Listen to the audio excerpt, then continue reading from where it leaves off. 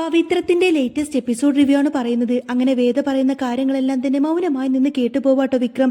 വേദ പറഞ്ഞ കാര്യത്തിലെല്ലാം സത്യമുണ്ട് എന്നതിനെ പറ്റിയിട്ട് വിക്രം ചിന്തിക്കാണ്. വിക്രം വേദയെ തന്നെ ഇങ്ങനെ നോക്കിക്കൊണ്ടിരിക്കുന്ന സമയത്തിന് വേദ ചോദിക്കുന്നുണ്ട്, നിങ്ങൾ എന്താ എന്നെ നോക്കി പേടിപ്പിക്കുവാണോ? നിങ്ങൾക്കെന്താ ഇപ്പൊ സംസാരിക്കാൻ നാവില്ലേ എന്ന് ചോദിക്കുന്ന സമയത്തിന് വിക്രം പറയുന്നുണ്ട്, അതെ വേദ, നീ എന്നെ സംസാരിച്ച് നന്നാക്കാനൊന്നും നോക്കണ്ട. നീ വിചാരിക്കുന്നത് പോലെ എനിക്ക് അങ്ങനെ നന്നാവാനും ഉദ്ദേശമില്ല. അപ്പോ വേദ പറഞ്ഞിട്ട് അതൊക്കെ എനിക്ക് മനസ്സിലായി, അതുകൊണ്ടാണല്ലോ ഞാൻ ഇത്ര നേരം നിങ്ങളോട് പറഞ്ഞത്. നിങ്ങൾ നന്നാവുമെന്ന പ്രതീക്ഷ ഏതായാലും നിങ്ങളുടെ അച്ഛനില്ല, പക്ഷേ ആ പ്രതീക്ഷ എനിക്കുണ്ട്.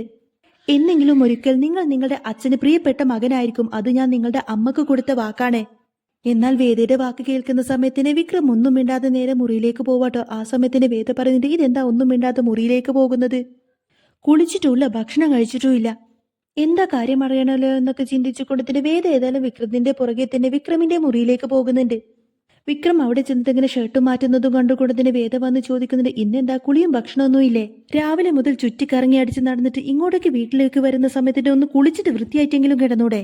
എന്നാൽ ഇത് കേട്ടുകൊണ്ട് തന്നെ വിക്രം പറയുന്നുണ്ട്, ഇല്ല, ഞാൻ കുളിക്കുന്നില്ല, ഞാൻ ഗുണ്ടയാണ്, ഞാൻ തെമ്മാടിയാണ്, എന്റെ ശീലവും ഇങ്ങനെയാണ്, എന്താ നിനക്കതിൽ എന്തെങ്കിലും ബുദ്ധിമുട്ടുണ്ടോ എന്നൊക്കെ ചോദിക്കട്ടെ വിക്രം. അപ്പോ വേദ ഒന്നും മിണ്ടാതെ നിൽക്കുന്ന സമയത്തിന് വിക്രം പറഞ്ഞിട്ട്, അങ്ങനെ എന്തെങ്കിലും പ്രശ്നമുണ്ടെങ്കിൽ നീ കൊണ്ടുപോയി കേസ് കൊടുക്ക്, പോടി അവിടുന്ന് എന്റെ മുറിയിൽ നിന്ന് എന്നൊക്കെ പറഞ്ഞ് വേദയെ അങ്ങ് ആട്ടി ഓടിക്കാൻ നോക്കാണ് വിക്രം.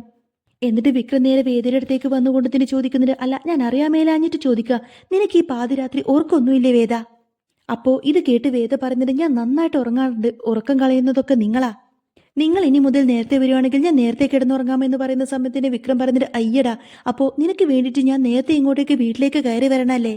അതിനൊക്കെ എന്റെ പട്ടി വരുമെന്ന് പറയുന്ന സമയത്തിന്റെ വേദ പറഞ്ഞിട്ട്, പട്ടിയിരുന്നെങ്കിലല്ലേ വരൂ. അപ്പോഴേക്കും വിക്രം ചോദിക്കുന്നുണ്ട്, എന്താന്നാ നീ പറഞ്ഞത് എന്ന് ചോദിക്കുന്ന സമയത്തിന് വേദ പറഞ്ഞിട്ട്, അതെ, ഞാൻ അവസാനമായിട്ട് പറയുക, നിങ്ങൾക്ക് ചോറ് വേണോ വേണ്ടയോ എന്ന് ചോദിക്കുന്ന സമയത്തിന് വിക്രം പറഞ്ഞിട്ട്, വേണ്ടെന്ന് ഞാൻ പറഞ്ഞില്ലേ, എനിക്കൊന്ന് കിടക്കണമെന്ന് പറയുന്ന സമയത്തിന് വേദ പറഞ്ഞിട്ട്, ആ എന്നാ നിങ്ങൾ ഉറങ്ങിക്കോ, ഞാനായിട്ടൊരിക്കലും നിങ്ങളെ ശല്യം ചെയ്യാനൊന്നും വരുന്നില്ല. നിങ്ങളുടെ റൂം ഏതായാലും ഞാൻ പുറത്തു നിന്ന് പൂട്ടുവാൻ കേട്ടോ. നിങ്ങൾക്ക് എന്തെങ്കിലും ആവശ്യം വന്നാൽ നിങ്ങൾ എന്നെ വിളിച്ചാൽ മതി, എന്റെ ഫോൺ നമ്പർ നിങ്ങൾക്കറിയാലോ, അതിലേക്ക് വിളിച്ചാൽ മതി. എന്നാ പിന്നെ പോട്ടെ എന്നൊക്കെ പറഞ്ഞ് ഗുഡ് നൈറ്റ് ഒക്കെ പറഞ്ഞുകൊണ്ടായിരിക്കട്ടോ വേദ കഥ കടക്കുന്നത്. വേദ അവിടെ നിന്നങ്ങ് പോയതിനു ശേഷം വിക്രം ഇങ്ങനെ വയറും തടവിക്കൊണ്ടതിനെ പറഞ്ഞിട്ട്, ഈശ്വര, എനിക്ക് നന്നായിട്ട് വിശക്കുന്നുണ്ടല്ലോ, വിശന്നിട്ട് എനിക്ക് വയ്യ എന്നൊക്കെ പറഞ്ഞ് നിൽക്കുമായിരിക്കും. എന്നാൽ ആരും കാണാതെ വിക്രം ഭക്ഷണം എടുത്ത് കഴിക്കാതിരിക്കാൻ വേണ്ടി തന്നെയായിരിക്കും ഡോർ അടച്ചിട്ട് വേദ പുറത്തുനിന്ന് പൂട്ടിപ്പോയേക്കുന്നത്. തനിക്ക് വിശക്കുന്നുണ്ട് എന്ന കാര്യം വേദയോട് പറയാനുള്ള മടി കാരണമായിരിക്കട്ടെ വിശപ്പ് സഹിച്ചുകൊണ്ട് തന്നെ അന്നത്തെ രാത്രി വിക്രം എങ്ങനെയൊക്കെയോ അങ്ങ് ഇരുട്ടി വെളുപ്പിക്കുന്നത്. പിന്നീട് കാണിക്കുന്നത് പിറ്റേ ദിവസം രാവിലെ ആയ സമയത്തിന് നന്ദിനി വിനായകൻ ഇങ്ങനെ ചായ കൊണ്ടുവന്ന് കൊടുക്കാണ്. ആ സമയത്തിന് വിനായകൻ നന്ദിനിയോട് പറഞ്ഞിട്ട്, അതെ, ഇന്നാണ് നമുക്ക് കുറി കിട്ടാൻ പോകുന്നത്, ഇന്നു മുതൽ നമ്മൾ കോടീശ്വരന്മാരായിരിക്കും, ഇന്ന് നമ്മുടെ ഈ വീട്ടിലെ അവസാനത്തെ ദിവസമാണ്, ഇനി നമ്മൾ ഇവിടെ നിന്ന് മാറി താമസിക്കാൻ പോവാണെന്നൊക്കെ പറയും.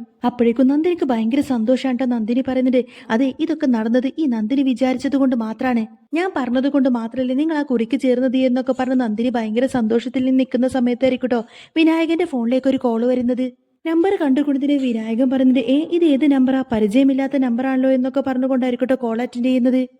ഹലോ, ഇത് ചിട്ടിക്ക് ചേർന്ന വിനായകനല്ലേ? അപ്പോ അതേന്ന് പറയുന്ന സമയത്തിന്റെ ഫോണിലുള്ള ആള് പറയുന്നുണ്ട്, അതെ, നിങ്ങൾ എല്ലാവരെയും പറ്റിച്ചുകൊണ്ടതിന് ചിട്ടി കാശുമായിട്ട് ആ പറയുന്ന ആളങ്ങ് മുങ്ങി, പോലീസ് വന്നിട്ട് ഓഫീസൊക്കെ സീൽ വെച്ച് പോയിട്ടുണ്ട്. എന്നാൽ ഇത് കേൾക്കുന്നതോടുകൂടി തന്നെ വിനായകൻ ആകങ്ങ് തകർന്നു പോവാണ്. എന്നിട്ട് ആകങ്ങനെ ഷോക്കായി നിന്നുകൊണ്ട് തന്നെ നന്ദിനിയോട് പറയുന്നുണ്ട്, എടി പോയിടി, എല്ലാം പോയി, നമ്മൾ കൊടുത്ത പണം എല്ലാം പോയിട്ട് പുള്ളിക്കാരൻ കാശും കൊണ്ട് മുങ്ങി, നമ്മൾ പറ്റിച്ചിട്ട് അയാൾ മുങ്ങി എന്നൊക്കെ പറഞ്ഞ് ആകെ സങ്കടപ്പെട്ട് ദേഷ്യപ്പെട്ട് ഞാൻ അങ്ങോട്ടേക്ക് പോവട്ടെ എന്നൊക്കെ പറഞ്ഞ് വിനായകൻ ഏതായാലും അവിടെ നിന്നങ്ങ് പോകുന്നുണ്ട്. എന്നാൽ ഇത് കേട്ടിട്ട് ഒട്ടും തന്നെ സഹിക്കാൻ കഴിയാതെ സങ്കടപ്പെട്ട് നന്ദിനി അങ്ങോട്ടേക്ക് പോകുന്ന സമയത്തിന് വേദ ചോദിക്കുന്നത്, എന്താ നന്ദിനി ഏട്ടത്തി പറ്റിയത്? അപ്പൊ നന്ദിനി പറയുന്നത്, ഒന്നും പറയേണ്ട വേദേ, കുറിക്കാരൻ മുങ്ങി, കുറിക്കാശും കൊണ്ട് അയാൾ ഞങ്ങളെ അങ്ങ് പറ്റിച്ചുപോയി, ഞങ്ങൾ ഒത്തിരി അധികം കഷ്ടപ്പെട്ടുണ്ടാക്കിയ കാശായിരുന്നു, എല്ലാം പോയി വേദ എന്നൊക്കെ പറഞ്ഞുകൊണ്ട് തന്നെ നന്ദിനി അങ്ങ് പൊട്ടിക്കരയാൻ തുടങ്ങും. എന്നാൽ നന്ദിനിയുടെ വാക്കെല്ലാം കേൾക്കുന്ന സമയത്തിന് വേദ ആകെ അങ്ങനെ ഷോക്കായി നിൽക്കും. ആ സമയത്തിന് നന്ദിനി വന്നിട്ട് വേദയുടെ കയ്യും പിടിച്ചുകൊണ്ട് തന്നെ പറയുന്നുണ്ട്, വേദേ, ഇത് അച്ഛനും അമ്മയും ആരും തന്നെ അറിയരുത്, ഞങ്ങൾ അങ്ങോട്ടേക്ക് പോവട്ടെ എന്നൊക്കെ പറഞ്ഞുകൊണ്ട് തന്നെ വിനായകനും നന്ദിനിയും അവിടെ നിന്നും പോകുന്നുണ്ട്. അവർ ചെന്ന് നോക്കുന്ന സമയത്തിന് ചിട്ടിയുടെ ഓഫീസെല്ലാം തന്നെ അടച്ചു പൂട്ടി സീൽ വെച്ചിരിക്കുകയാണ്. ചുറ്റും പോലീസുകാരെല്ലാം നിൽക്കുന്നുണ്ടാവും. വിനായകൻ ചെന്നിട്ട് പോലീസിനോട് ചോദിക്കുന്നുണ്ട്, സാറേ, ഞങ്ങൾ ഒരുപാടധികം കാശടച്ചതാ, ഞങ്ങൾക്ക് ആ പൈസ തിരിച്ചു കിട്ടില്ലേ? അപ്പോഴേക്കും പോലീസുകാരൻ പറഞ്ഞിട്ട്, എടോ, അയാൾ ഇന്നലെ രാത്രി തന്നെ മുങ്ങി, പിന്നെ പണം അടച്ചത് നിങ്ങൾ മാത്രമൊന്നുമല്ല, ഒരുപാട് വീടുകളിൽ നിന്നും അയാൾ ഇതുപോലെ തന്നെ പണം പറ്റിച്ച് കൈക്കലാക്കിയിട്ട് ഇതുപോലെ മുങ്ങുന്ന ആളാണ്, നിങ്ങളെ പോലുള്ളവരല്ലാതെ ആരെങ്കിലും ഇതിലൊക്കെ കൊണ്ടുപോയിട്ട് തല വെച്ചങ്ങ് കൊടുക്കുവോ? നിങ്ങളൊക്കെ പറഞ്ഞാൽ മതിയല്ലോ, ഇതൊക്കെ കാശിന് ആർത്തിയുള്ളവർ മാത്രം ചെയ്യുന്ന പണികളാ. ഇനി ഒരു പക്ഷേ അവനെ പിടികിട്ടിയാൽ തന്നെ നിങ്ങൾ കൊടുത്ത പൈസയൊക്കെ തിരിച്ചു കിട്ടുമോ എന്നൊന്നും ഉറപ്പില്ല. എന്നാൽ പോലീസിന്റെ വാക്കെല്ലാം കേൾക്കുന്ന സമയത്തിന് വിനായകനും നന്ദിനിക്കും ഭയങ്കര അങ്ങ് സങ്കടമായിരിക്കും.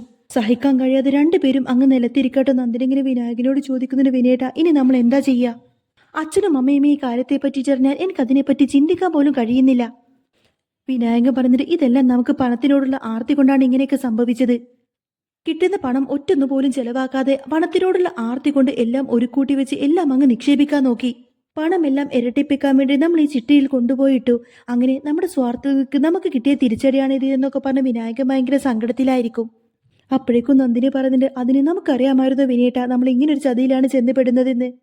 നമ്മുടെ പണം എങ്ങനെയെങ്കിലുമൊക്കെ തിരിച്ചു കിട്ടുമോ വിനേട്ട എന്ന് ചോദിക്കുന്ന സമയത്തിന് വിനായകൻ പറഞ്ഞിട്ട് എത്രയും പെട്ടെന്ന് തന്നെ എന്തെങ്കിലും ഒന്ന് ചെയ്തേ പറ്റൂ. വിക്രത്തോട് നമുക്കിതിനെ പറ്റിയിട്ട് പറഞ്ഞാലോ എന്ന് നന്ദിനി ചോദിക്കുന്ന സമയത്തിന് വിനായകൻ പറഞ്ഞിട്ട് വിക്രത്തിനെ ഇത് അറിയിക്കാത്തത് നല്ലത്. അവൻ പിന്നെ എങ്ങനെയാണ് പ്രതികരിക്കാന്ന് പോലും അറിയില്ല. അപ്പോ നന്ദിനി പറഞ്ഞിട്ട് നിങ്ങൾ ഒരു കാര്യം ചെയ്യ്, നിങ്ങൾ ആ വേദയെ വിളിക്ക്. അവളോട് പറഞ്ഞു കഴിഞ്ഞാൽ അവൾ ഇതിന് എന്തെങ്കിലും ഒരു പോംവഴി പറഞ്ഞു തരാതിരിക്കില്ല. അപ്പോഴേക്കും വിനായകൻ പറഞ്ഞിട്ട് അത് ശരിയാ, അവൾ നമ്മളെ സഹായിക്കും എന്നൊക്കെ പറഞ്ഞുകൊണ്ട് തന്നെ വിനായകൻ നേരെ വേദയെ വിളിക്കുന്നുണ്ട്. വേദ ചോദിക്കുന്നുണ്ട് എന്താ വിനേട്ട എന്താ കാര്യം എന്ന് ചോദിക്കുന്ന സമയത്തിന് നടന്ന കാര്യങ്ങളെല്ലാം തന്നെ വിനായകൻ ഇങ്ങനെ വേദയോട് പറഞ്ഞു കൊടുക്കും. വേദേ, ഞങ്ങളുടെ കയ്യിലുള്ള കാശെല്ലാം നഷ്ടപ്പെട്ടു വേദ. ഇനി ഞങ്ങൾക്ക് എന്ത് ചെയ്യണമെന്ന് പോലും അറിയില്ല. വേദക്ക് മാത്രമേ ഇനി ഞങ്ങളെ സഹായിക്കാൻ പറ്റുള്ളൂ. ഈ സംഭവം എങ്ങാനും നമ്മുടെ അച്ഛനും അമ്മയും അറിഞ്ഞാലുള്ള കാര്യം പിന്നെ വേദക്കറിയാലോ. ഈ കാര്യത്തിലെങ്ങാനും വിക്രത്തിനെ ഇടപെടിച്ചാൽ പിന്നെ കാര്യങ്ങൾ കൂടുതൽ വഷളാവത്തേ ഉള്ളൂ. എന്റെ മുന്നിൽ മറ്റു വഴിയില്ലാത്തത് കൊണ്ട് മാത്രമാണ് വേദ ഞാൻ നിന്നെ വിളിച്ചത് എന്നിങ്ങനെ വിനായകൻ പറയുന്ന സമയത്തിന് വേദ പറയുന്നുണ്ട്. ഞാൻ ഏതായാലും എത്രയും പെട്ടെന്ന് അങ്ങോട്ടേക്ക് വരാൻ വിനേട്ട എന്നൊക്കെ പറഞ്ഞു കൊടുത്തിന് വേദ കോള് കട്ട് ചെയ്ത് കൊണ്ട് നേരെ ദർശനെ വിളിക്കും. എന്നിട്ട് നടന്ന സംഭവത്തെ പറ്റിയിട്ട് എല്ലാ കാര്യങ്ങളും വേദ ദർശനോട് പറയും. വേദ പറഞ്ഞിട്ട് ദർശൻ എന്നെ ഒന്ന് സഹായിക്കണം, ഈ കുടുംബത്തിൽ ഇങ്ങനെ ഒരു പ്രശ്നം ഉണ്ടായി എന്ന് ആ വിക്രത്തിന്റെ അച്ഛനും അമ്മയും അറിഞ്ഞു കഴിഞ്ഞാൽ അവരാകെ തകർന്നു പോവും. അവരൊരു സാധു മനുഷ്യരാ, അവരുടെ വിഷമം കാണാനൊന്നും എന്നെ കൊണ്ട് കഴിയില്ല വിദർശ. ദർശന് മാത്രമേ ഇപ്പൊ എന്നെ സഹായിക്കാൻ പറ്റുള്ളൂ. എന്നെ സഹായിക്കില്ലേ ദർശൻ? എനിക്ക് സഹായം ചോദിക്കാൻ മറ്റാരുമില്ലാത്തത് കൊണ്ടാണ് ഞാൻ ചോദിക്കുന്നത് എന്നൊക്കെ പറയട്ടെ വേദ. അപ്പോ ദർശൻ ചോദിക്കുന്നുണ്ട് താൻ എന്താണോ എന്നോട് ഇങ്ങനെ ഫോർമാലിറ്റിയോടുകൂടെയൊക്കെ സംസാരിക്കുന്നത്? തനിക്ക് എന്ത് ആവശ്യമുണ്ടെങ്കിലും എപ്പോ വേണമെങ്കിലും തനിക്ക് എന്നെ വിളിക്കാം. തന്റെ കൂടെ എന്തിനും എപ്പോഴും ഞാൻ കാണുമെന്നൊക്കെ പറയട്ടെ ദർശൻ. അപ്പോൾ വേദ പറയുന്നത് താങ്ക് യു ദർശൻ, ഞാൻ ഏതായാലും അവിടെ വരെ വരാം. ദർശൻ ഏതായാലും അങ്ങോട്ട് വന്നാൽ മതി. ഫോൺ കട്ടാക്കിയതിനു ശേഷം വേദ ഏതായാലും നന്ദിനിയുടെ വിനായകന്റെ അടുത്തേക്ക് വരുന്നുണ്ട് കേട്ടോ. കാര്യങ്ങളൊക്കെ ചോദിച്ച് മനസ്സിലാക്കായിരിക്കും വേദ. ഇവരുടെ സംസാരം കേട്ടുകൊണ്ടായിരിക്കും ദർശൻ അങ്ങോട്ടേക്ക് വരുന്നത്. വിനായകനെ എങ്ങനെയെങ്കിലും ഈ ഒരു പ്രശ്നത്തിൽ നിന്നും രക്ഷപ്പെടുത്തിയെടുക്കാൻ വേണ്ടി തന്നെ ആയിരിക്കട്ടെ വേദ ദർശനെ ഇറക്കിയിരിക്കുന്നത്. പക്ഷേ അവരെല്ലാവരെയും ഞെട്ടിച്ചുകൊണ്ട് തന്നെ വിക്രം ഈ ഒരു സത്യം തിരിച്ചറിയുന്നുണ്ടെന്ന് മാത്രമല്ല പിന്നീട് അങ്ങോട്ടേക്ക് അടിപൊളിയായിട്ടുള്ള സൂപ്പറായിട്ടുള്ള ത്രില്ലിംഗ് ആയിട്ടുള്ള എപ്പിസോഡൊക്കെ തന്നെയാണ് വരാൻ പോകുന്നത്. അപ്പോൾ നിങ്ങൾക്ക് ഈ ഒരു ചാനൽ ഇഷ്ടമായി എന്നുണ്ടെങ്കിൽ എന്നും ഇതേപോലത്തെ റിവ്യൂസൊക്കെ കേൾക്കാൻ താല്പര്യമുണ്ടെങ്കിൽ തീർച്ചയായിട്ടും നിങ്ങൾ എൻ്റെ ചാനൽ സബ്സ്ക്രൈബ് ചെയ്ത് സപ്പോർട്ട് ചെയ്യാൻ മറക്കല്ലേ.